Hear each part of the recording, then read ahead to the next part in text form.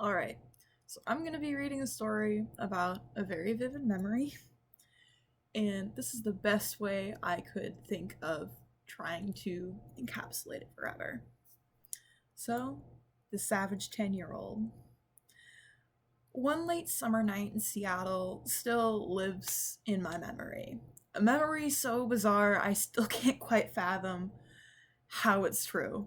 And I could easily write it off as a fever dream, but it's definitely become one of my favorite stories to tell. It was my 16th birthday, and I had maybe 8 friends with me. By that point, we had been roaming Seattle for hours, having just left a laser show. And everyone was tired and delirious, singing and dancing and giggling the way teenagers do.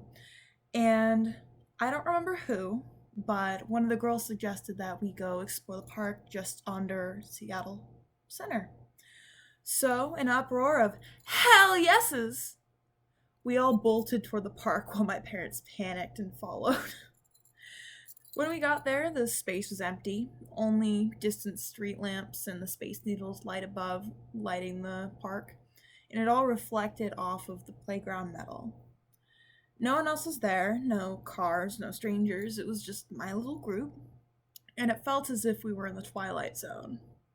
So, fun fact, larceny, theft, drug violations, simple assaults, and property crimes were slightly more likely to happen when the sun was out, but more violent crimes such as driving while impaired, murder, rape, sexual assault, and robbery were more frequently reported at night. Quote Security Magazine. Collectively, we launched ourselves at the big structure in the park center. Some chose to climb the stairs, some climbing the rope tower. I think one of the boys decided to climb up the fireman pole and fell.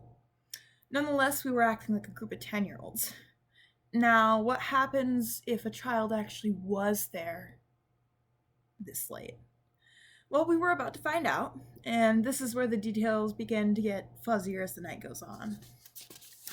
So, one of the boys had managed to climb to the top of the swirly slide, hollering and howling the whole time he scaled it.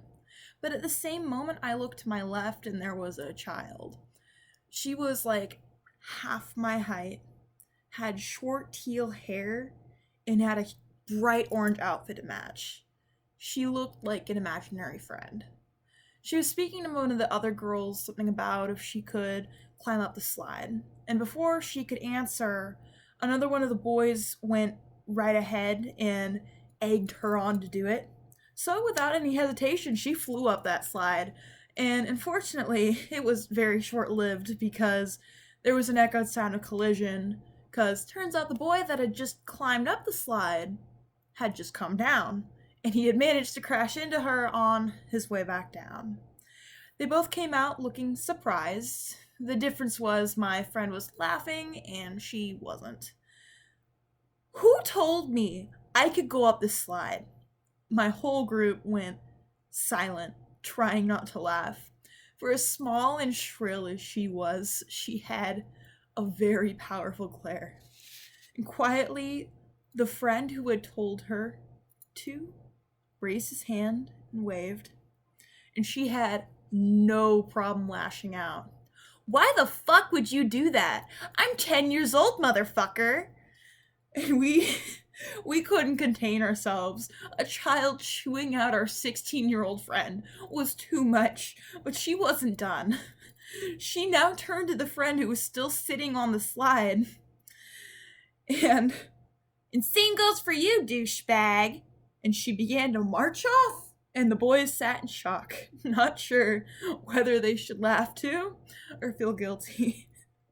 Meanwhile, the rest of us were clutching our ribs, and my knees had buckled, and one other of the girls was on her back, heaving between laughs. Who was this child? Who does she think she is? And why is she here at midnight? Now, this is where it gets even more surreal. We met her dad, so at least it was a little comforting to know she wasn't alone. But first, another fun fact: disrespectful behavior, cursing, yelling, arguing, ignoring you, refusing requests, name calling, is a kind of wake-up call to parents. It's telling you that you need to be in control of the situation and set better limits. This is a process that happens over time. Once you change how you respond to your kids' disrespectful behavior, does not mean that their behavior is going to change right away. It takes time and you will need to stick to it. Quote, empowering parents. First, just let me say, if you would put these two in a lineup of parents and children, I never would have guessed that they were related. The simplest way I could describe this man was as a goth pirate. He was a large, round man, dressed in full black, but not just black. He was also wreathed in robes and noisy chains. He had a black bandana wrapped around his long, black, braided hair.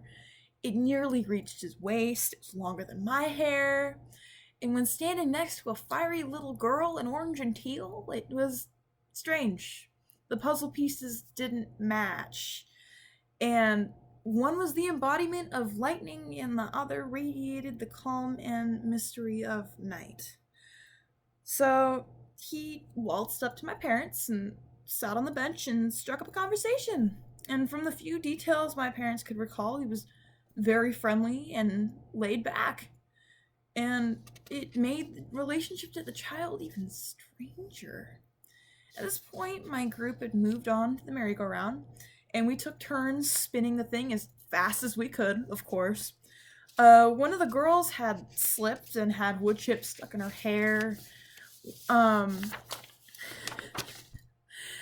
And on her knees. And one of the boys had even decided to lay on the center pillar and of the merry-go-round as we spun around him rapidly. But once the child joined us, it was very hard to tell when you had overdone it until she was cursing at you. She used more aggressive language in that hour we met her than I had used in my entire life up till that point. And instead of disciplining her, my parents claimed her father only laughed at her outbursts, humming about, "Oh, she's gonna be a handful when she's older, don't you think?" If she was spirited now, I have no idea what the rest of her life has in store for her. And also, if this man thinks that his child, calling teenage boys assholes and proceeding to kick them in the shins, doesn't deserve some sort of discipline, I have no words. Although at the time I thought it was one of the funniest things on the planet, so we instead tried to make her one of the group, since she seemed to think she was so high and mighty. We sang songs, danced, and continued to spin that merry-go-round for what my parents told me was close to 30 minutes. The only reason we stopped was because a cop showed up. He was a rounder guy, dressed in a yellow raincoat, a cap to match. He strolled over, hands in his pockets, swaying back and forth from the balls of his feet to his heels. "Alright, guys, I'm sorry to ruin your fun, but the park is closed. Give you 10 minutes to pack up." And with that, he walked off to check another space. I think he was too lenient to be a cop. So, with the world continuing to spin, we all tried to walk straight. 7 out of 8 of us made it. One of the boys stumbled in an instant. All of us, including the child, laughed. Apparently, the father had asked my parents if he was drunk, to which they responded after a few surprised seconds with a firm no. And while that exchange occurred, the child of lightning suddenly became distracted, letting her gaze slip to a spot behind her, and suddenly she skipped out of excitement. "Hey, Dad, look! It's those street rats from last night!" And with that, she bolted. She was headed toward 2 shadowed figures under a lamp across the park. And the father didn't appear remotely worried. He only sighed and heaved himself up from the park bench, the chains that decorated him rattling. He looked at my parents and shook their hands, wished them well before following his daughter across the park.